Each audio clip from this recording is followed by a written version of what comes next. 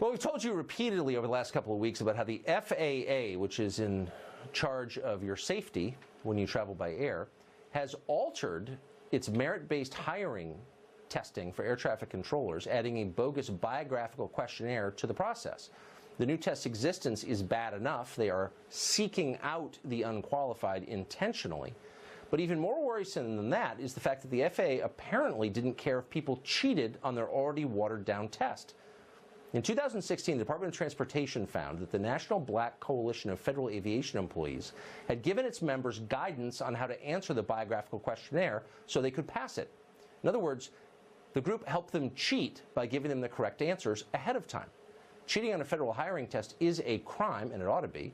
And yet, despite that, nobody was ever charged. In fact, one union member connected to the cheating appears to be still employed by the FAA. Michael Pearson is a former air traffic controller. He's an attorney, and he's involved in litigation surrounding the FAA's hiring practices. He joins us tonight.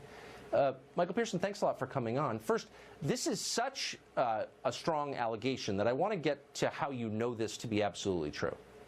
Well, I've been involved in this since it actually began when I first heard about it with the purging of the list. If folks were watching your show, they remember that you had thousands of people on the list that were qualified, including military experience and aviation experience. It all of a sudden was purged, in the FAA's words, and then folks were forced to go through this biographical questionnaire, which was designed by an outside vendor.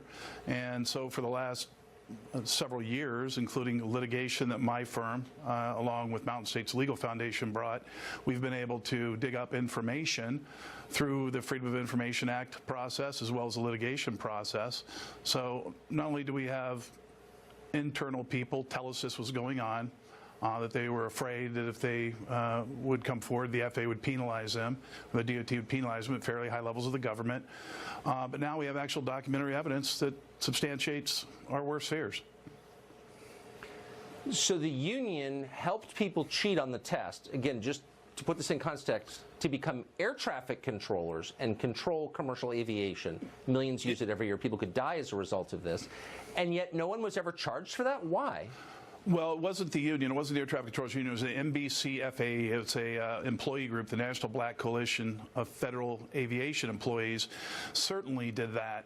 And it was a process started from early to 2012, 2013.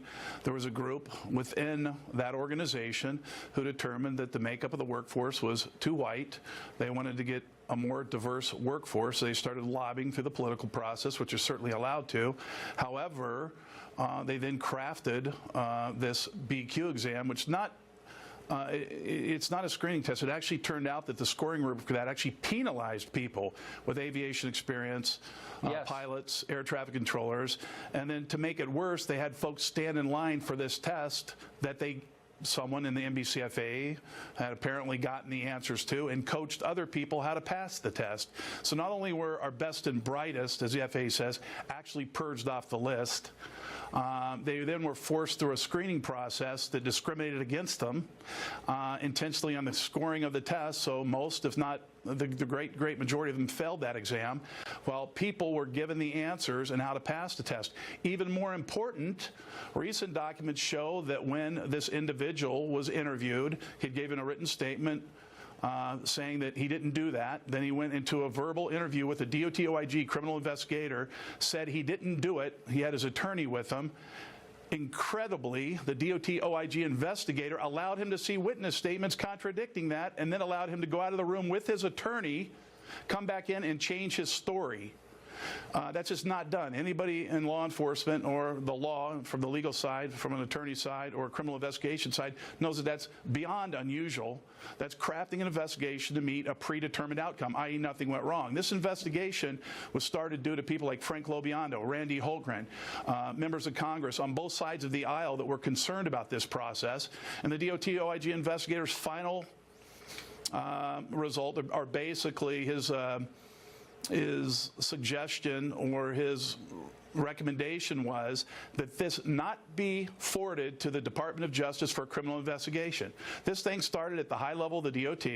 It's a cover-up at the very highest level, and you have all people involved from both the DOT and FAA. And ironically enough, the architects, the implementers and the facilitators are still employed at high levels within the FAA.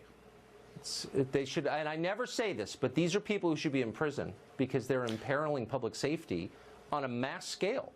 At the very least, Tucker, what should happen is the DOJ, along with the FBI, should investigate what really went on and what really occurred.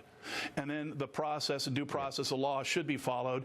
And the folks in the FAA at the highest management levels that designed this, the architects, implementers, and certainly the facilitators, should be brought to justice. As you say, it's both civilly and criminally illegal to do what happened here.